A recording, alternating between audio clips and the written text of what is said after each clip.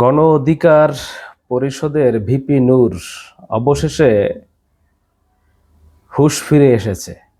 কারণ এই গণ অধিকার পরিষদের ভিপি নূর বিএনপির সাথে তাল মিলিয়ে তারা চাচ্ছিল বিএনপির সাথে ঐক্যবদ্ধ হয়ে বাংলাদেশে নির্বাচন করবে এবং বিএনপির আশীর্বাদ পেয়ে এই ভিপি নূর তার নিজ এলাকায় পটুয়াখালীতে নির্বাচনের জন্য প্রস্তুতি নিচ্ছিল।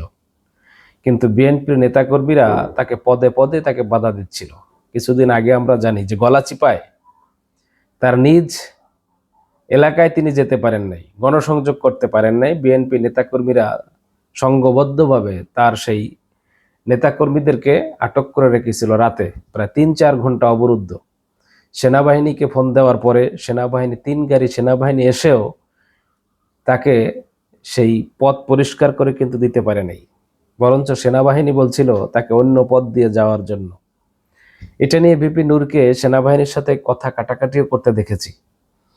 কিন্তু ভিপি নূর অবশেষে বুঝতে পেরেছে যে এই বিএনপির আশীর্বাদ পাওয়ার পরে আরও তার বিপদ বেশি শুরু হয়েছে এবং বাংলাদেশে এই বিএনপি সংস্কার নিয়ে যে নাটকগুলো করতেছে, প্রত্যেকটা রাজনৈতিক দল মত নির্বিশেষে সাধারণ জনগণ যেটাকে সমর্থন জানাচ্ছে, কিন্তু বিএনপি বরঞ্চ সেটা সবসময় বিরোধিতা করে আসতেছে। বিএনপি আওয়ামী এবং ফেসিবাদের সেই নীতি বা তাদের আদর্শকেই ফলো করে রাজনীতি করতে চায় বাংলাদেশে। এটা অবশেষে দীর্ঘদিন পরে হলেও এই গণ অধিকার পরিষদের নূর সেটা বুঝতে পেরেছে। কারণ ভিপি নূরকে বিএনপির সাথে ঐক্যবদ্ধ থেকে নির্বাচনের জন্য বিএনপি ঊর্ধ্বতন নেতাকর্মীরা ভিপি নূরকে বলছিল যে তুমি তোমার এলাকায় গিয়ে নির্বাচনেই প্রচারণা চালাও, বিএনপি নেতাকর্মীরা তোমার সাথে থাকবে। অর্থাৎ বিএনপির সাথে ঐক্যবদ্ধ থেকে ওখানে বিএনপি নির্বাচন করবে না, ভিপি নূরকে দিয়ে নির্বাচন করাবে। কিন্তু ঘটে গেল তার উল্টো। কারণ সেখানে বিএনপির যারা ক্যান্ডিডেট রয়েছে, যারা নির্বাচন করার জন্য যারা প্রস্তুতি নিচ্ছে, তারা ভিপি নূরের বিরুদ্ধে আরো চড়াও হলো। তাকে বিভিন্ন পদে পদে তাকে বাধা শুরু করলো এবং তার প্রতি আক্রমণাত্মক ভঙ্গিতে কথা বা তাদেরকে সেইভাবে আক্রমণ করার একটা পরিকল্পনা শুরু করতেছিল কিন্তু বিএনপি। ভিপি নূর অবশেষে বুঝতে পেরেছে যে বিএনপির এই আশীর্বাদটাই তাদের জন্য ভয়ঙ্কর অবস্থা তৈরি করেছে। যে কারণে গতকালকে দেখলাম বিএনপি বাদ দিয়ে তারা এখন জামায়াত ইসলামের সাথে মত বিনিময় সভা করেছে এবং জামায়াতের যে সমস্ত নীতি বা আদর্শ নিয়ে তারা আগামী নির্বাচনের দিকে এগোতে চাচ্ছে, স্থানীয় সরকার নির্বাচন আগে চাচ্ছে, সংস্কার বিষয় যে সমস্ত বিষয়গুলো জামায়াত পছন্দ করে বা তারা তাদের যে সুপারিশগুলো দিয়েছে এবং বাংলাদেশে সেই সংখ্যা আনুপাতিক পদ্ধতিতে নির্বাচনের ব্যাপারে যে সমস্ত ব্যাপারে জামাত সিদ্ধান্ত নিয়েছে, সেই সিদ্ধান্তের সাথে একমত হয়েছে এখন এই গণ অধিকার পরিষদের ভিপি নূর।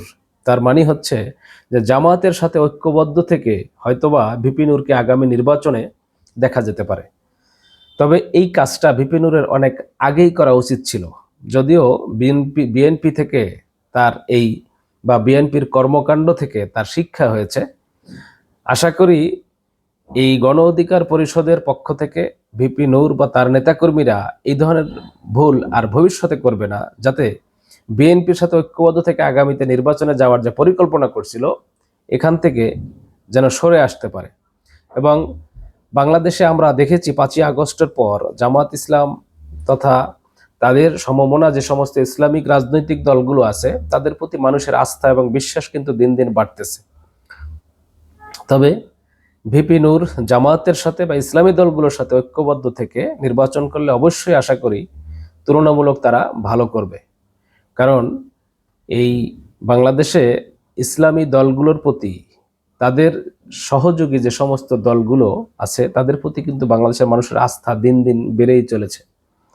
আশা করি ভিপি নূর ইসলামী দলগুলোর সাথে ঐক্যবদ্ধ থেকে তাদের সাথে আলোচনার মাধ্যমে জোটবদ্ধভাবে হোক, যেভাবে হোক নির্বাচন যদি তারা করে, অবশ্যই হয়তোবা বিএনপির সাথে থেকে যেটা করতো তার থেকে অনেকটা ভালো করবে।